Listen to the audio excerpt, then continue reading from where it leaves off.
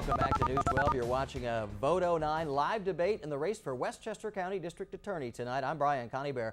We're going to get right to another round of questions from our media panelists, starting with Catherine Chaffee of WCBS News Radio 880. Your question this time is for Tony Castro. Mr. Castro, these are obviously very difficult financial times for many people here in Westchester. There are many homes here in the county that are facing foreclosure. What would you do if you're elected to make sure that people don't get scammed out of their homes or their savings by people who might be offering to help prevent home foreclosure? Well, it's very important to have an investigations bureau with a specialized department that investigates just mortgage fraud. And I know one has just been set up at the DA's office. It's important because there are so many victims of mortgage fraud in this day and age. I know that Richard Brown, the DA in Queens, I believe was one of the first DAs to implement, either here or Hines, the DA in Brooklyn, implemented one of the first in the state. And I thought it was a very good idea then. I was just wondering when we would have one here in Westchester County, but I know that one has just been implemented recently. It is very, very important because a lot of the people are not even aware of, they're not educated enough. A lot of people who buy homes, they rely on people, others, for information to guide them through the process. So that at times they can be easily exploited, and I have seen that happen. We read about it in the newspapers. So it is important that the DA's office maintains a strong investigations bureau with a mortgage fraud unit that investigates bankers or realtors or mortgage brokers to make sure that they're being honest and they're not exploiting the public. Thank you, Mr. Castro. Mr. Shore, your take on financial scams, foreclosures, mortgage fraud, things like that. Are we doing enough? We're not doing enough. You know, obviously financial scams can destroy people's lives. We saw that most visibly this year with the Bernie Madoff scandal. Mortgage fraud is something that other DA's offices have been focusing on for a long time, such as the Queens DA's office where they have a mortgage fraud unit. Fortunately, one has just recently been created in the DA's office, but this should have been done 2, 3, or more years ago. It's not enough just to react to what's the big story in the news. You have to be aggressive and look at what crimes are coming to hurt people and set up units and set up specializations before they hurt people. We have too many people who are being scammed, especially with these tough economic times. People's lives are being destroyed. I want to be on the forefront of new technology and new aggressive methods of prosecution for these crimes so that we can really keep people safe in Westchester. Thank you, Mr. Shore. Ms. DiFiore, are we doing enough to watch out for people financially? Certainly. The moment we began to identify mortgage fraud in this county, we acted immediately. Mortgage fraud and real estate fraud are insidious crimes. They not only affect the individual victim and the homeowner, but they affect entire communities because they can destabilize an entire community. I did establish a mortgage fraud unit, and we are working collaboratively. We have established partnerships with our partners in the government, the Banking Department of New York State, with our federal law enforcement partners. We recently had the FBI up to our offices in White Plains where we trained together on these issues, and we've already produced indictments. We've indicted 8 individuals, including 4 lawyers, for the crimes of mortgage and real estate fraud. I have recently applied under the federal stimulus grant program for federal money to increase and deepen the unit that we already have in place, where right now I have a veteran and high-level experienced prosecutors assigned, as well as criminal investigators who have experience in investigating financial crime. Under the stimulus grant that we are seeking to be the recipients of, we will be hiring 2 attorneys, 2 criminal investigators, and certainly and most importantly, a forensic accountant who is absolutely necessary and needed to put those complicated cases together. So we are on it. We have been investigating these cases, and we already have results in this area. Thank you, ma'am. All right, back to Catherine Chaffee. Your follow-up will be for Tony Castro only. Mr. Castro, everyone here in the county is obviously concerned about taxes and government spending. What initiatives do you propose to reduce the very high cost of the criminal justice system here in the county? Well, one of the things that was done at the Bronx DA's office when I started at the DA's office is they actually, on a pro bono basis, it was at no cost to the taxpayer, they brought in an efficiency agency that spent months at the office reviewing the way things had been done for so many years. And after months of investigating, if you will, they actually came up with some very creative and novel programs and ways of doing things in a different way. And it was implemented at the Bronx DA's office, and I think we can do the same here. Basically, what we need to do is we need to go to an efficiency agency, and if there's one that can do it pro bono, all the best at no cost to the taxpayer. But we do need to look at things with a clean look. Certainly everybody is worried about property taxes and the high cost of government these days. All right, we're going to go back to News 12's Janine Rose right now. This time, the question will be for Dan Schor. Mr. Schor, one of the high-profile cases that the DA did have to investigate during her tenure was the shooting death of Mount Vernon police officer Christopher Ridley at the hands of 4 Westchester County police officers who mistook Officer Ridley for a criminal. In the end, a grand jury did exonerate those officers. How would you rate how the investigation was handled by the incumbent DA? Would you have done anything differently? I would have done some things differently. First of all, about what happened that day, I think Detective Ridley was heroic. He did risk his life and sacrifice his life to try to help someone who he saw being mugged. I also think the Westchester County police involved acted appropriately based on the information they had. They saw someone with a gun in a fight in Westchester County, in White Plains, and it was understandable why they would open fire. And I have no problem with the grand jury presentation that was done by the DA's office, and I have no problem with the outcome. I think it was appropriate that there was no crime committed. What I disagree with is that Ms. DiFiore stood up with people immediately after that incident, and some of these people were calling it an execution, and she didn't speak up and criticize these people. This was at a couple of forums right after this incident, and I found that to be outrageous. I would have stood up for those cops earlier, and I would have, I've seen that video. I don't think they did anything wrong. So I believe Detective Ridley was a hero, but these officers, these detectives from the county police did not do anything wrong, and that should have been said sooner. Thank you, Mr. Schor. Ms. DiFiore, the Ridley case, could things have been handled differently? Would you change anything in retrospect? Certainly not about the way in which the investigation unfolded and the result. And for Mr. Schor to once again misunderstand the role of the prosecutor, I heard what the public comment was by leaders in the community and others regarding the Ridley case. It's not my job to criticize people's right to speak out and voice their opinion. What is my job is to be strong, to be tough, to be independent, and not be swayed by criticisms, particularly criticisms I don't agree with. That case was thoroughly investigated. There were 64 witnesses put before that grand jury. I'm proud of the work that the White Plains Police Department did and the work that my staff did in that case. And for me to be swayed or moved or reactive to public comment about that case, it's not appropriate. Thank you, ma'am. Tony Castro, your take on the Ridley case, was it handled properly? Would you have done anything different if you were in office? Well, Brian, at the outset, I want to say that I agree and respect the grand jury's decision based on the evidence that was presented to them. I do think the case was mishandled in this aspect. Ms. DiFiore indicated that she could not release the videos because it was illegal to do so because they fell under the grand jury secrecy. That turned out to be not true. It is legal to release the videos, and she should have done it early. By not releasing the videos to the public and even the personal property to the Ridley family, what she allowed to happen was for the suspicion to build. And thus we had the protests that we had on the streets here in White Plains. That was unnecessary. There was no reason why the videotapes could not have been released to the public for all to see. There was precedent for that. There was an incident just a few years ago where an off-duty officer, in fact, he lived here in White Plains in Westchester County, was shot by fellow officers in the Bronx, and the district attorney there, Rob Johnson, immediately released the videos to the public and said, here's what happened, doesn't fall under grand jury secrecy. And I think that's what Ms. DiFiore should have done, and we would not have had the problems and the protests that we ended up seeing. All right, thank you, Mr. Castro. Ms. Rose, you will have a follow-up question for Dan Schor only.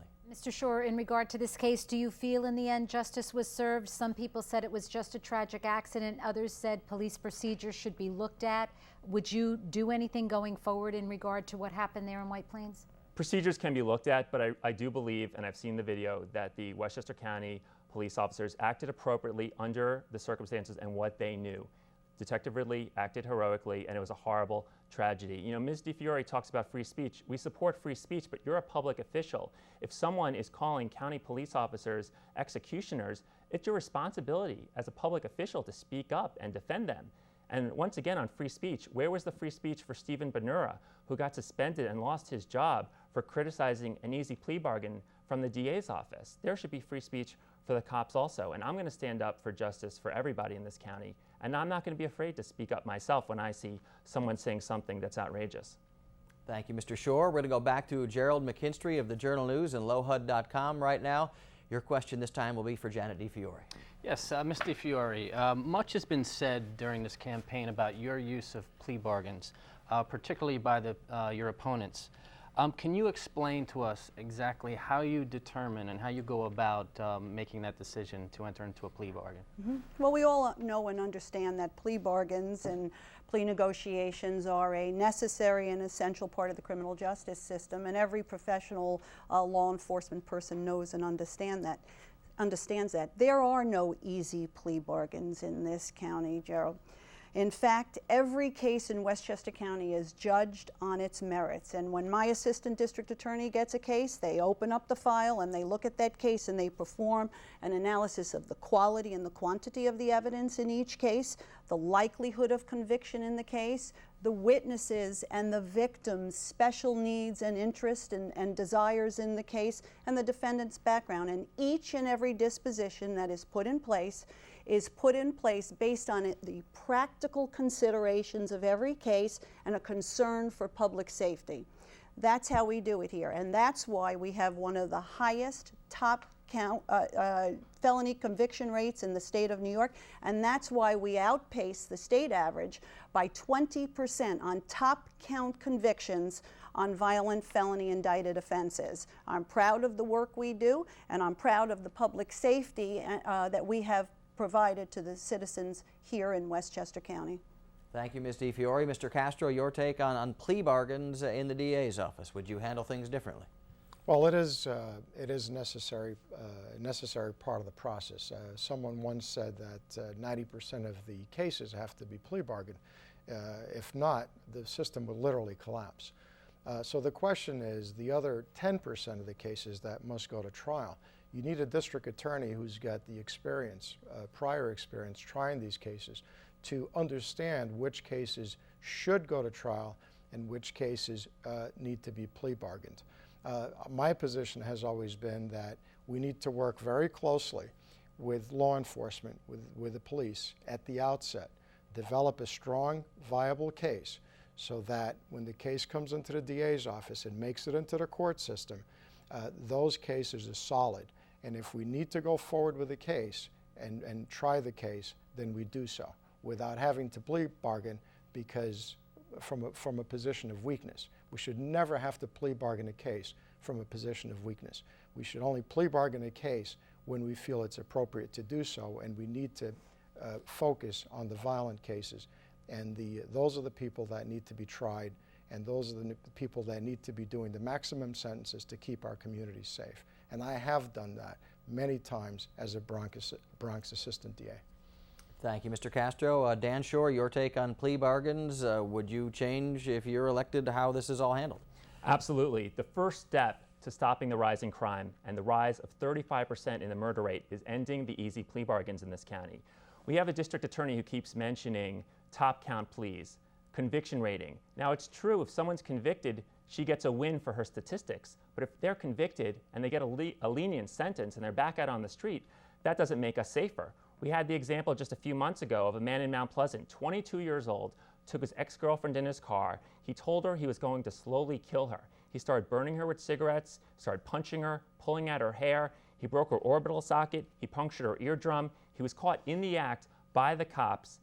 And Ms. DiFiore gave him the most lenient sentence allowed by law, and he's going to be out in 5 years when he would have faced 25 years. That's a conviction for her statistics, but that guy's going to be out in 5 years. Now, when this case came to light and the victim decried this plea, Ms. DiFiore said publicly that the DA does not make the sentence that the judge does. And then the transcripts came out, which showed that her office several times agreed to the plea bargain and even objected when the defendant wanted to go to trial instead, at which he would have faced 25 years. So the key point is she not only gave out an easy plea bargain to a violent felon, but she also gave a misleading statement to cover it up. And my understanding is, to this day, she still agrees with how that case was handled. And that tells you a lot about how she'll handle other cases going forward. I'll fight for these cases. I'll take them to trial if necessary. I've done that. I've convicted people at trial, unlike Ms. DiFiore, and I've sentenced people to life through those convictions. Thank you, sir. Mr. McKinstry, your follow-up question will be for Janet DiFiore only. Yes, Ms. DiFiore, what is your office doing to curb gang violence in our cities? We're doing plenty, but I have to respond to what Mr. Schor just said. First of all, Mr. Schor's political rhetoric is not backed up by his own trial record, which was very lackluster in our office. And for Mr. Schor to pick 1, 3, or 5 cases out of 35,000 cases a year that we prosecute, and to speak about things he has no intimate knowledge of is political pandering and trickery at its worst. Worse, it's wrong, it's unprofessional, and no experienced prosecutor would ever speak about matters he does not know about. Second, on the Sanchez case, I do stand behind the plea that was taken in that case. Why do I stand behind that plea? Because I'm intimately familiar with the proof in that case, the evidence in that case, the relationship between the victim and the defendant in that case, and the wishes of the family in that case, who still stand behind that plea. Thank you, ma'am. It's time now for another question from the voting public here in Westchester. This one is about minorities and police. Listen. Hi, my name's Michael Hazard, and I'm from Hastings-on-Hudson. I'd like to ask the district attorney, what does he intend to do about people who are unfairly targeted because they're minorities by police officers in small towns, such as Hastings and the surrounding area? Tony Castro, we'll start with you. Police interactions with minorities, what kind of role can the DA's office play in that? Well, I think for the most part that police officers interact quite well with all members of the community. The problem is that in some departments you have a few officers that should not be police officers, to be quite frank. And that's where the DA comes in. And the DA needs to investigate some of these cases. I cited a case earlier where one of my clients was beaten and received 70 stitches and staples to his head, and was kept in a hospital room under police custody for 4 days without access to his family and counsel. It's almost unheard of, but it's true. I actually handled that case.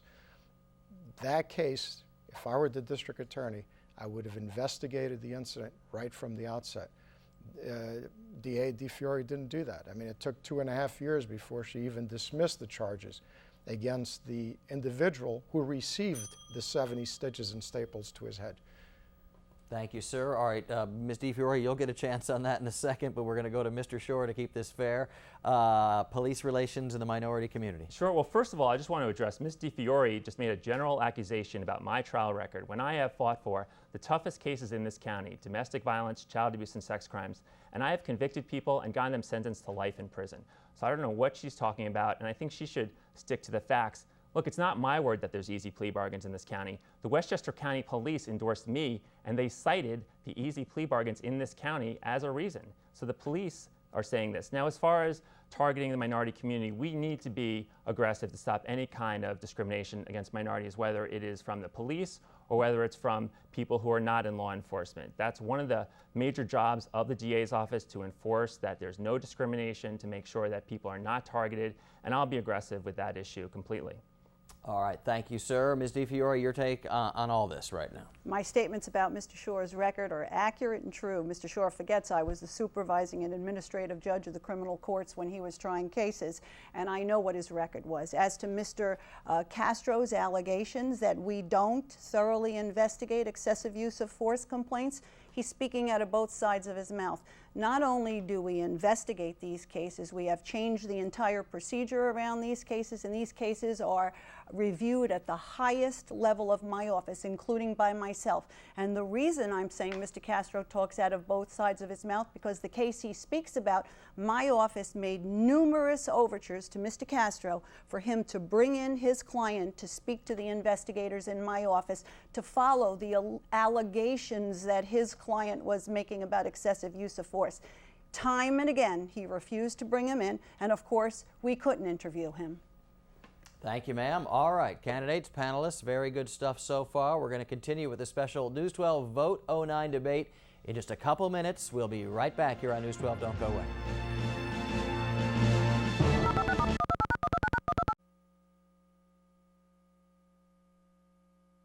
On election night, turn to the team that has you covered. The local election results from all over Westchester and the Hudson Valley. Live coverage from candidate headquarters. People are very happy about those numbers. Analysis from our political experts and up-to-the-minute results. Watch News 12 special live coverage. It's Vote 09. Tuesday, November 3rd, starting at 9 p.m. News 12. Only on cable, never on Fios, never on satellite.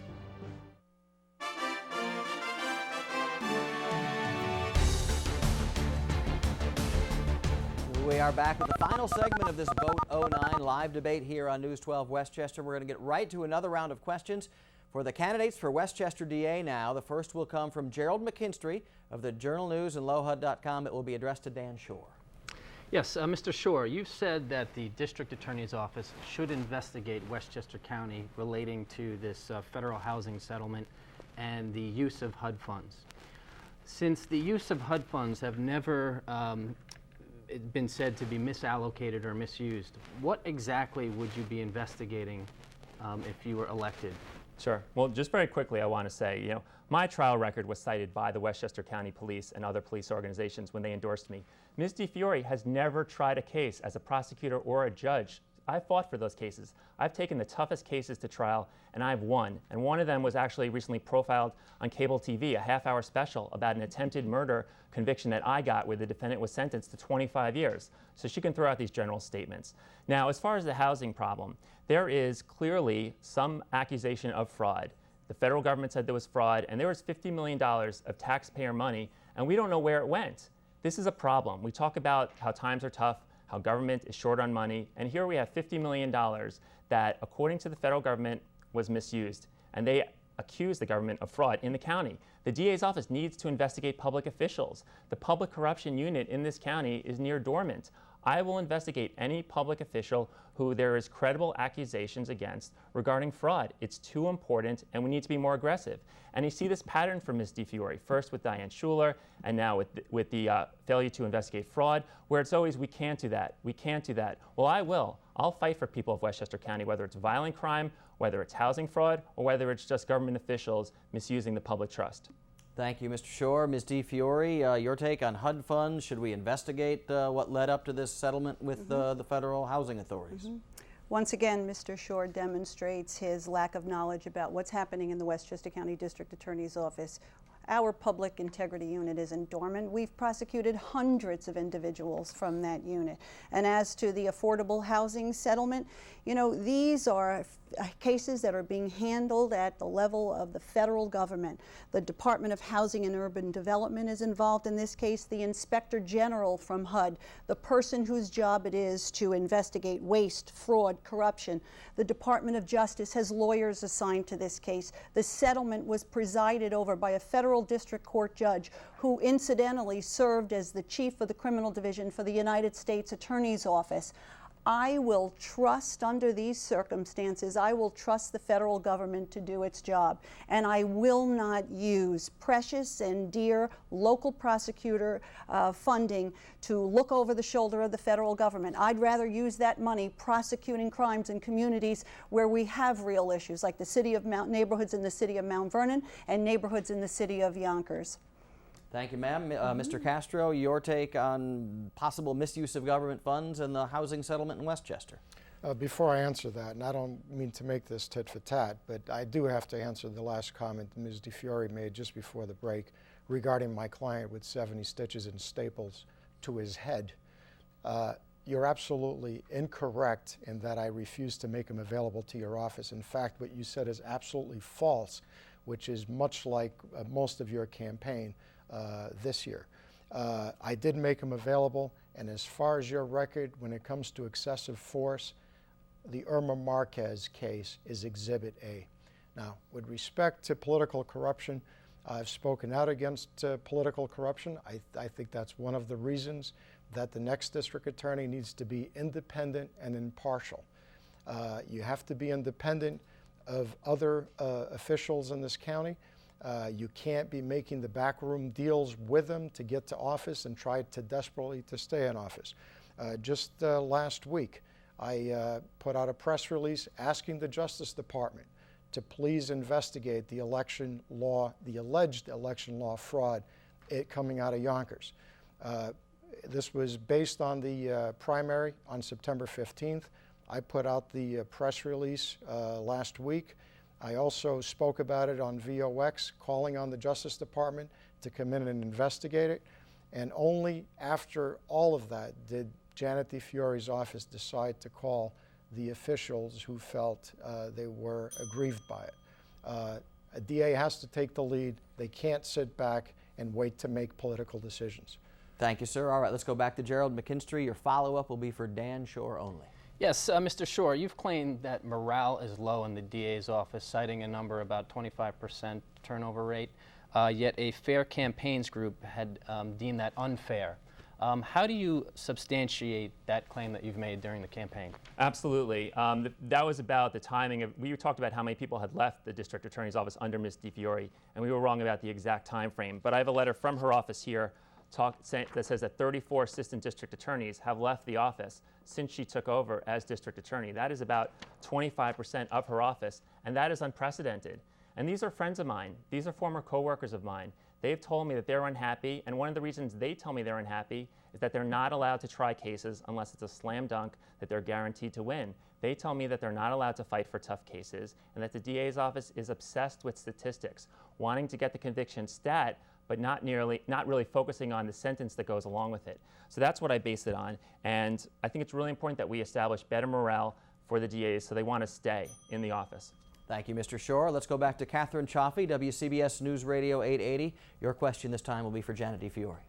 Ms. DeFiore, this election you have gotten many endorsements, including the Westchester County and State Police Chief Associations. But also in this race, the Westchester County PBA, one of the county's largest police unions that endorsed you 4 years ago, endorsed your opponent, Mr. Schor.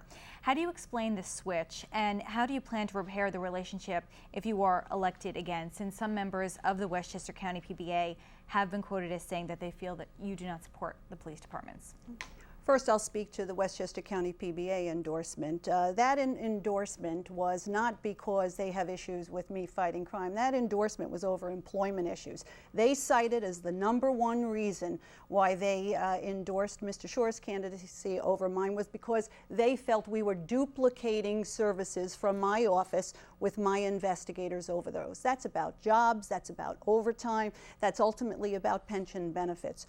We enjoy excellent relations with every police department throughout this county and in the surrounding counties, and that's evidenced by two things. #1, the outstanding record of achievement we have in our office. You don't get that by yourself. You get that because you have strong relations with the police departments and the number of police unions and law enforcement organizations that have endorsed my candidacy. 25 organizations in union, and Mr. Schor before said 4 of them or 6 of them, whatever he said. 25 endorsements from police unions and law enforcement organizations representing 100,000 men and women who have put their lives on the line to protect all of us and all of our families. I'm exceedingly proud of my relationship with the police, and as I said earlier, I have strong relations with every department, starting from the chiefs and the commissioners and the command staff who I work with on an almost weekly basis, right down to the line assistants on my office with the patrol officers and the detectives working every day, interviewing witnesses, presenting cases to grand juries, making certain we're providing excellent public safety services for everyone in this county. Thank you, ma'am. Now to Tony Castro. You have 90 seconds on police endorsements and the DA's relationship with police unions. Well, as I said at the outset, I did not seek the police endorsements. I think the district attorney needs to be independent and impartial, and we don't need any conflicts or appearance of